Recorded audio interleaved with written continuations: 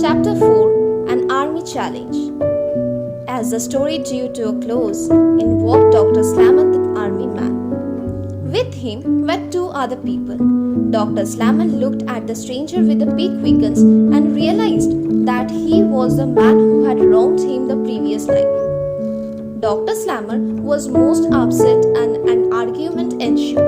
The men exchanged angry comments and Dr. Slammer and his two companions left in a huff after telling the stranger what they thought of him. That upset Mr. Pickwick. He would have taken revenge for those comments and was rushing at Dr. Slammer when his friend stopped him, and wisely so. The group decided that they deserved a little brandy, the drink ascribed with so many medicinal properties. Sure enough, soon things began to appear much better than they had seemed before the brandy was imbibed. However, the Pickwickens had this strange and unerring knack of getting themselves into all kinds of messy situations. They decided to go to Chatham, a place not far away, because they had heard that there was to be a show of army maneuver there. The crowds pummeled them around. They were even fired upon and found themselves in the midst of opposing army regiments who were engaged in mock combat exercises. Like always, the Pickwickens managed to get themselves out of the sticky situations. Then they met Mr. Waddell, a country squire. He was there with his family. The gentleman was gracious enough to ask them to join in his family picnic.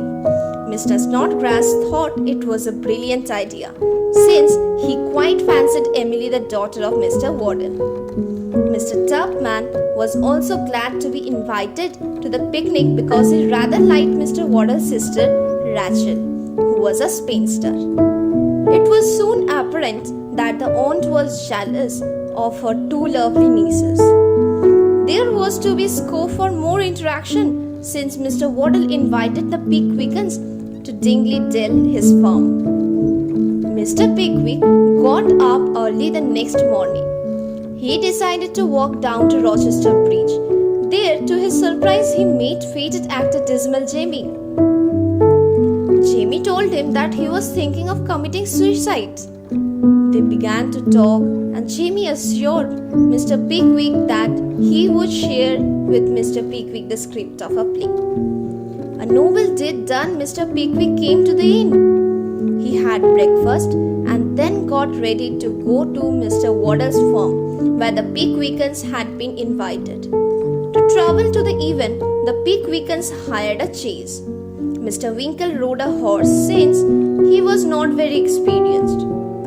However, the horse proved more than he could handle, and Mr. Winkle soon found himself without a mount.